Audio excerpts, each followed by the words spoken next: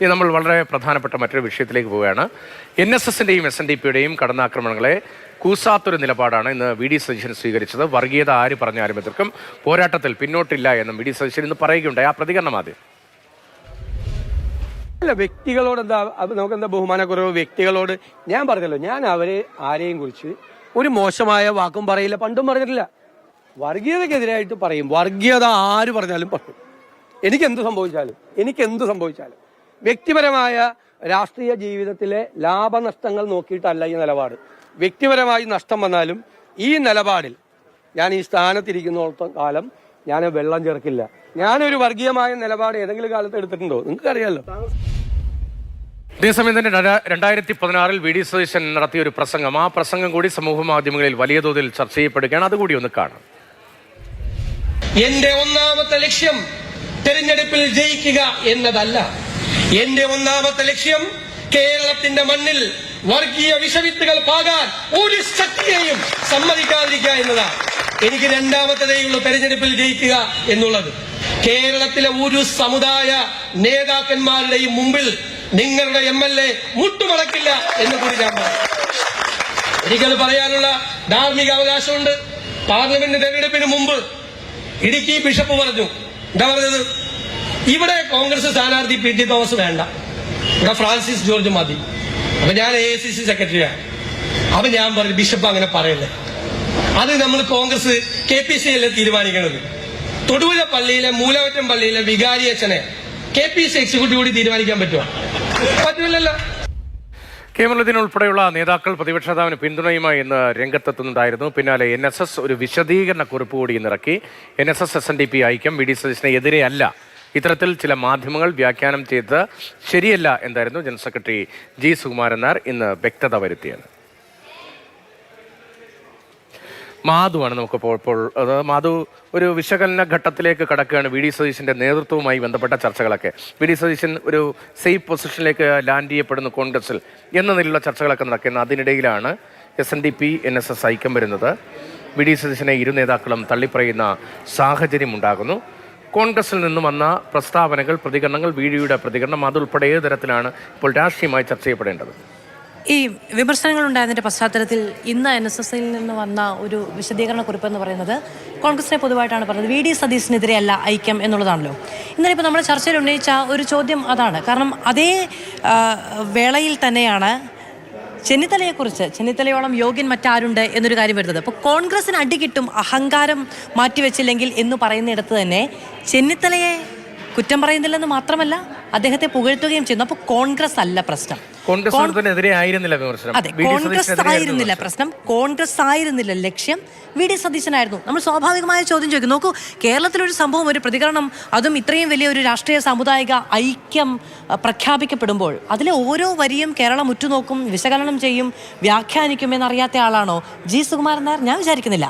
അപ്പോൾ അദ്ദേഹം V D സതീശനെതിരെ ഇത്രയും രൂക്ഷമായ വിമർശനം ഉന്നയിച്ചതിന് ശേഷം ചെന്നിത്തലയെ പുകഴ്ത്തി പറയുകയും ചെയ്യുമ്പോൾ കോൺഗ്രസിന് അടികിട്ടും എന്നാണോ അതോ വി ഡി സതീശന് അടികിട്ടും എന്നാണോ പറഞ്ഞു വെക്കുന്നത് എന്ന ചോദ്യം സ്വാഭാവികമായി അവിടെ ഉണ്ടാകും എന്നുള്ളതാണ്. വി ഡി സതീശൻ ഈ കഴിഞ്ഞ ദിവസങ്ങളിലൊക്കെ വെള്ളാപ്പള്ളി നടേശൻ മുതൽ ഇങ്ങോട്ട് നടത്തിയ പ്രതികരണങ്ങളിൽ കൃത്യമായ രാഷ്ട്രീയമുണ്ട്. ഇതിപ്പോൾ അദ്ദേഹം തന്നെ പറയുന്നു, ഞാൻ വർഗീയവാദികളുടെ തിണ്ണ നിരങ്ങാൻ പോകില്ല എന്ന് പറഞ്ഞിട്ടുണ്ട്. ഞാൻ സാമുദായിക നേതാക്കളെയാണ് കാണാൻ പോയത്. അപ്പോൾ വർഗീയവാദികളുടെ തിണ്ണ നിരങ്ങാൻ പോയില്ല എന്ന് പറഞ്ഞാൽ സാമുദായിക നേതാക്കളെ കാണുന്നത് തെറ്റാണെന്ന് പറയുന്നതിൻ്റെ ലോജിക്ക് എന്താണ് എന്ന് അദ്ദേഹം ചോദിക്കുന്നുണ്ട്. നോക്കൂ, ഇപ്പോൾ സജി ചെറിയാൻ അദ്ദേഹം ഇതിനു മുൻപ് മാറി നിൽക്കേണ്ടി വന്ന സാഹചര്യം എന്താണ്? ഭരണഘടനയുമായി ബന്ധപ്പെട്ട ഒരു പരാമർശം, അങ്ങനെ എന്തെങ്കിലും ഒരു കുന്തം കുടച്ചക്രം എന്ന് പറയുന്ന സാഹചര്യം ഉണ്ടാകരുത്. ഞാനത് കോട്സിലിട്ടാണ് പറയുന്നത് ആ വാക്ക്, ഇന്ന് ഒരുപക്ഷെ രണ്ടാമതാണ് പറയുന്നത്. അപ്പോൾ അങ്ങനെ പറയുന്ന സാഹചര്യം ഉണ്ടാകരുത്. കേരളത്തിൻ്റെ മതേതരമായ സൗഹാർദ്ദമായ അന്തരീക്ഷത്തെക്കുറിച്ച് കൃത്യമായ ബോധ്യം കമ്മ്യൂണിസ്റ്റ് നേതാക്കൾക്ക് എന്നുള്ളതല്ല, ഭരണാധികാരികൾക്ക് തന്നെ വേണ്ടതുണ്ട്. അതിനെ ലക്ഷ്യം വെക്കുന്നത് നോക്കൂ, ഇപ്പം മലപ്പുറത്തെയും കാസർഗോഡെയും ഒക്കെ ലിസ്റ്റ് വരുമ്പോൾ, ജില്ലാ പഞ്ചായത്തിലേക്ക് ജയിച്ച അംഗങ്ങളുടെ ലിസ്റ്റ് വരുമ്പോൾ അതിൽ എത്ര പേർ ഇന്ന സമുദായത്തിൽപ്പെടുന്നവരാണ്, ഇത്ര പേർ ഇന്ന സമുദായത്തിൽപ്പെടുന്നവരാണെന്ന് സജി ചെറിയാനോട് എണ്ണി നോക്കാൻ ആരാ പറഞ്ഞത്? ആരെങ്കിലും പറഞ്ഞോ? ഞാൻ എണ്ണി നോക്കില്ല. ആ പേര് കാണുമ്പോൾ ഞാൻ എണ്ണി നോക്കില്ല. സജി ചെറിയാൻ എന്തിനാ എണ്ണി നോക്കിയത്? രതീഷ് എണ്ണി നോക്കുമോ? എനിക്കറിയില്ല. ഇംബാലൻസ് ഉണ്ടെങ്കിൽ പാർട്ടി തലത്തിൽ ചർച്ച ചെയ്ത് ആ ഇംബാലൻസ് പരിഹരിക്കാനുള്ള ശ്രമം ഓരോ പാർട്ടികളുടെയും ഭാഗത്തുനിന്നുണ്ട്. അതൊരു സാമൂഹ്യ നീതിയാണ്. അതിനപ്പുറത്തേക്ക് വരുന്ന പട്ടിക എണ്ണി നോക്കലല്ലോ. കുറച്ച് മുമ്പ് മാധ്യമപ്രവർത്തകനായ KJ ജേക്കബ് ഒരു പോസ്റ്റ് ഇട്ടിട്ടുണ്ട്. 33 സീറ്റിൽ 29 സീറ്റിൽ അവിടെ UDFിൻ്റെ പാനലിസ്റ്റുകളിൽ ജയിച്ചവർ ഒരുപക്ഷെ ഈ പറയുന്ന സമുദായത്തിൽപ്പെട്ടവരായിരിക്കും. ഞാൻ സമുദായത്തിൻ്റെ പേരൊന്നും പറയുന്നില്ല. എല്ലാ സീറ്റിലും തോറ്റ CPMൻ്റെ ലിസ്റ്റോ എന്ന് അദ്ദേഹം ചോദിക്കുന്നുണ്ട്. മലപ്പുറത്ത് മാത്രം, കാര്യമാണല്ലോ ഈ പറയുന്നത്. എല്ലാ സീറ്റിലും തോറ്റ LDFിന്റെ ഈ പറയുന്ന സ്ഥാനാർത്ഥി പട്ടികയിൽ ഉണ്ടായിരുന്നവർ ഏതു പേരുകാരാണ് എന്നാണ് ചോദിക്കുന്നത്. അതെ, ഇവിടുത്തെ മാധ്യമപ്രവർത്തകരെ കൊണ്ട്, രാഷ്ട്രീയക്കാരെ കൊണ്ട്, പൊതുജനങ്ങളെ കൊണ്ട് ആളുകളുടെ പേരും അവരുടെ മതവും എണ്ണി നോക്കുകയാണോ കമ്മ്യൂണിസ്റ്റ് ദൗത്യം എന്നുള്ളത് എനിക്കറിയില്ല. VD സതീശൻ ഈ കാര്യങ്ങൾ സ്വീകരിക്കുന്ന നിലപാട് ഇന്നത്തെ അദ്ദേഹം പറഞ്ഞ കാര്യങ്ങൾ നോക്കൂ.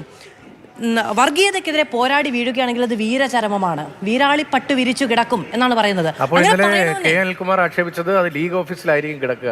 അല്ല, അവിടെയും ഈ ഉന്നമാണ് അല്ല, രാഷ്ട്രീയം പറയുക എന്നുള്ളതല്ല.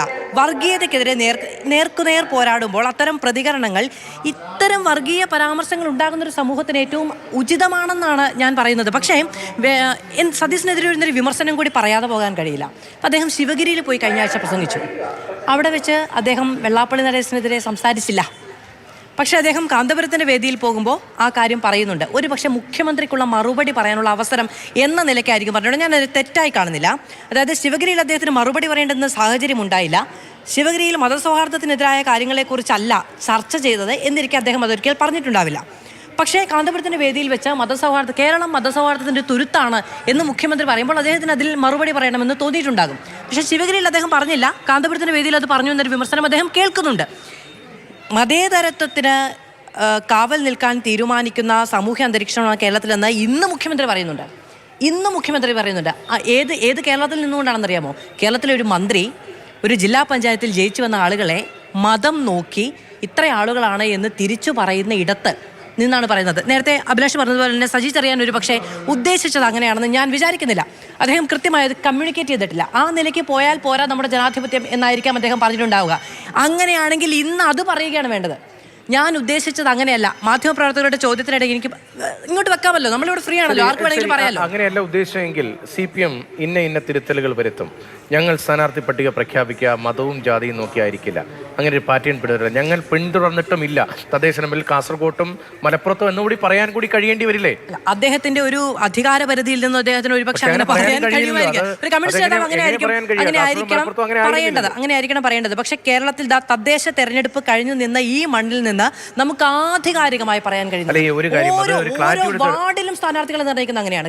ക്ലാരിറ്റി വരുത്തണം. കാരണം മലപ്പുറം കാസർഗോഡ് എന്ന 2 ജില്ലകളുടെ പേര് മാത്രം നമ്മൾ പറഞ്ഞു പോകുന്നത് വലിയ അപകടമുണ്ട്. തിരുവനന്തപുരത്താണെങ്കിൽ പോലും തദ്ദേശ തെരഞ്ഞെടുപ്പിലും നിയമസഭാ തെരഞ്ഞെടുപ്പിലും ഉൾപ്പെടെ CPM അങ്ങനെ സ്വതന്ത്രമായ ചിന്ത സ്വീകരിച്ചിട്ടുണ്ടോ? ഇപ്പോൾ ലീഗ് സ്വീകരിച്ചില്ല, കോൺഗ്രസ് സ്വീകരിച്ചില്ല എന്ന് പറയുമ്പോഴും ഇതിനു മുൻപ് സ്വീകരിച്ചിട്ടുണ്ടോ വലിയ ചോദ്യമുണ്ട്. അത് 2 ജില്ല മാത്രം. തൃശ്ശൂരിൽ 80-കൾ മുതൽ ഇങ്ങോട്ട് വേറെ ഒരു ഞാൻ മതമെന്നോ ഒന്നും പറയുന്നില്ല, വേറെ ഒരു സ്ഥാനാർത്ഥിയും ഉണ്ടായിട്ടില്ല. വാമനപുരം അറിയാമല്ലോ രതീഷിന്. ഒന്ന് പേരെടുത്ത് പറഞ്ഞു നോക്കൂ, എത്ര പേരുണ്ടെന്ന് ഒരാളെ കാണിച്ചു തരാമോ? മണ്ഡല രൂപീകരണത്തിന് ശേഷം CPM ആകെ ഒരാളെ മാത്രമാണ് ഒറ്റ തവണയാണ് കോൺഗ്രസ് അവിടെ ജയിച്ചത്. ബാക്കി മുഴുവൻ CPM ആണ്. ആരായിരുന്നു? ഏത് വിഭാഗത്തിൽപ്പെട്ടവരായിരുന്നു? ജെ അരുന്ധതി മാത്രമാണ് മറ്റൊരു സമാജത്തിൽ നിന്ന് അവിടെ ഒറ്റ ടൈമിൽ മത്സരിച്ചത്. ബാക്കിയെല്ലാം ഒരേ സമുദായത്തിൽ നിന്ന്, ഒരേ പാറ്റേണിൽ, ഒരേ മതത്തിൽ നിന്നുള്ള സ്ഥാനാർത്ഥികളായിരുന്നു. ആ പാറ്റേൺ ഇത്തവണയും തുടരുന്നതാണ് മനസ്സിലാക്കേണ്ടത്. അപ്പോൾ ഇതുവരെയുള്ളത് അവിടെ ഇനിയുള്ളത് നിൽക്കട്ടെ. ഇതുവരെ എങ്ങനെയാണ് സ്ഥാനാർത്ഥി നിർണ്ണയം ഉണ്ടായത്? അപ്പൊ ഏത് ഗ്രൗണ്ടിൽ നിന്നാണ് ഇത് പറയുന്നത്? ചോദ്യമാണ്. എന്തർത്ഥത്തിലാണ് ഇത് പറയുന്നത്? ഇത് ധ്രുവീകരണം ഉദ്ദേശിച്ചാണോ? ധ്രുവീകരണം അല്ലെങ്കിൽ പിന്നെ മറ്റെന്താണ് ഉദ്ദേശിച്ചത്? അക്കാര്യത്തിലൊക്കെ വളരെ ക്ലാരിറ്റി, വ്യക്തത. ഇടതു പാർട്ടികളാകുമ്പോൾ സ്വാഭാവികമായിട്ടും ക്ലാരിറ്റിയും വ്യക്തതയോടുകൂടി ഇത് വിശദീകരിക്കേണ്ടതുണ്ടല്ലോ സമൂഹത്തോട്. അത്തരം വിശദീകരണം പാർട്ടി സെക്രട്ടറിയുടെ ഭാഗത്ത് നിന്ന്, മുഖ്യമന്ത്രിയുടെ ഭാഗത്ത് നിന്ന് ഒക്കെ ഉണ്ടാകുമെന്ന് നമുക്ക് പ്രതീക്ഷിക്കാം. എന്തായാലും കേരളം അത്ര ആഗ്രഹിക്കാത്ത ചില ചർച്ചകൾ നടക്കുകയാണ്. പക്ഷേ കേരളത്തിൽ സാമുദായിക മത ധ്രുവീകരണ സാധ്യതകൾ എവിടേക്കുണ്ട്, ഏത് തരത്തിൽ കമ്മ്യൂണൽ ഇംബാലൻസ് ഉണ്ട്, അതെങ്ങനെ വോട്ടായി മാറും തുടങ്ങിയ ചർച്ചകളൊക്കെ എല്ലായിടത്തും നടക്കുന്നുണ്ട്. ഇതിൻ്റെ പരീക്ഷണശാലയായി വീണ്ടും കേരളം മാറുകയാണോ എന്ന വലിയ ആശങ്കയുള്ളിടത്താണ് മതനിരപേക്ഷമായി ചിന്തിക്കേണ്ട ആളുകൾ മുന്നോട്ട് വരണം. അത്തരം ചർച്ചകൾ ഉണ്ടാകണമെന്ന ആഗ്രഹം പൊതുവിൽ സമൂഹത്തിൽ ഉണ്ടാകുന്നത്.